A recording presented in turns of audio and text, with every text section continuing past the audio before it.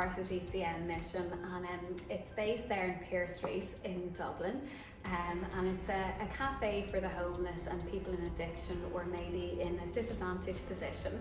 And they serve meals, hot meals, every day, 7 days a week during the day. And they also have a cafe that runs at night by the No Books Cafe there in Tiglin.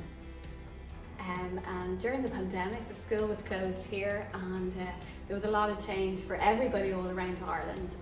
And I heard about what the Lighthouse were doing during the day, and I thought, you know what, I'm happy to volunteer. So I went in and I started helping in the kitchen area, helping with the cooking. And when I got there, I realised how much was going on in there and how much help that they needed. They basically, during the height of the pandemic, they had 350 people queuing up for dinner every day. Huge amount of food. They also had food parcels that used to go out, so they'd have a bag of food. So it was a big production team that was needed.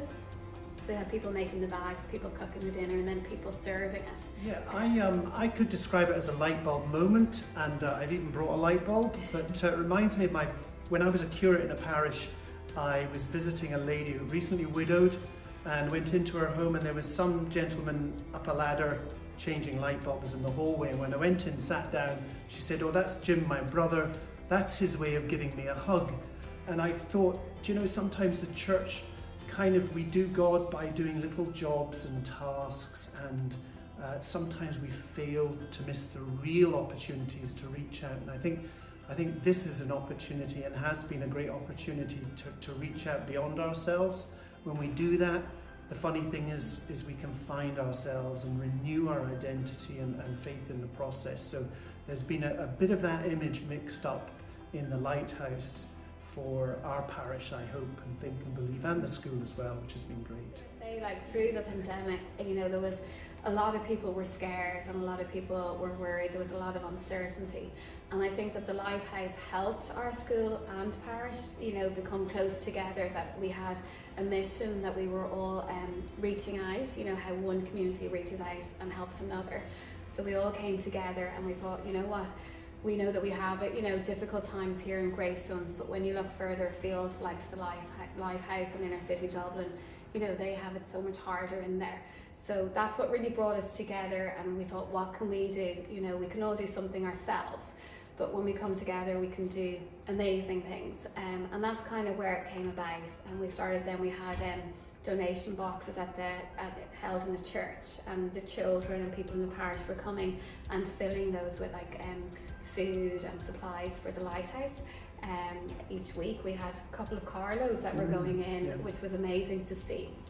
And it kind of grew from there. Even when we came back to school, then people were still asking about the Lighthouse and wanting to donate further. And then it got to Christmas time, and last year we couldn't do the shoebox appeal. So therefore we thought, you know what, why don't we try and do some sort of shoebox for somebody closer to home. We thought about the Lighthouse. And then it kind of grew from there. We thought, you know what, a shoebox isn't much good if you're on the street and it starts to rain. So that's why we decided, actually, let's pack up rucksacks full of essentials, you know, such as, you know, hats and scarves and toiletries and something nice like chocolate and things like that. And it kind of grew from there, and they were very kindly let us use the Parish Centre as a storeroom. So we were busy like Santa's workshop in there for a whole month, packing up rucksacks. So by the end of it, we had packed up 350 rucksacks, and they were fully packed, weren't they, to the brim. And it was lovely to see the Parish Centre being so full, between our parents going up and people in the Parish Centre as well. Amazing. It was a whole kind of mixed joint effort, wasn't it?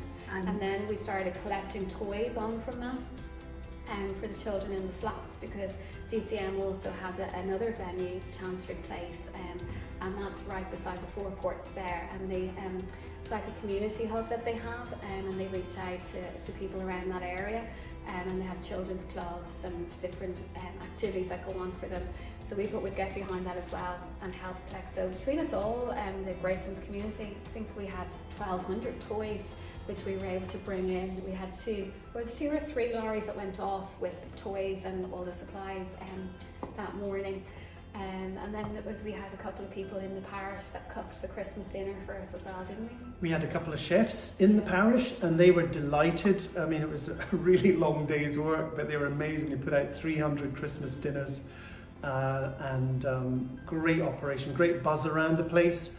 And funnily enough, a lot of those people have been asking when we're doing it again, so it's fantastic how they really, again, in just turning our sort of parish focus from ourselves to someone out with, somehow has a renewing and uniting effect on the community and the parish, which is great, and it ties in perfectly, I think, with Advent and the hope that we might be able to renew faith at this time of year. It's a great theme, and you know, just get a sense that in spite of everything, there's great opportunities looking forward as a community, and in finding ourselves by reaching beyond ourselves as well. And I think, you know, as David said, like we got so much as a community from reaching out and helping others.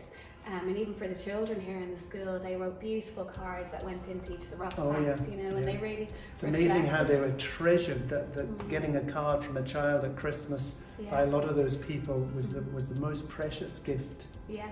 And they were beautifully worded, I think there was a realisation for the kids about, you know, how privileged they are and how not everybody has as much as they have. And even though they're children, they can still reach out and help others and make a difference. So we want to try and nurture that and continue that this Christmas. So they've done the shoe boxes this Christmas, but they were asking about the Lighthouse, and with that in mind then we thought this year what we're going to do is we're going to work with Neville Cox, and we're going to be writing a song for the Lighthouse and getting it recorded, and then we'll be putting it up on our website and sharing it, and people can log on and they can click on it and make a donation to the Lighthouse and to Chancery Place to help the children this Christmas. I hope that the Lighthouse continues to be a light bulb moment for our parish and community, and my hope is that many of our parishes can, by reaching out, renew our sense of vision and who and what we are here to serve in the meantime, particularly.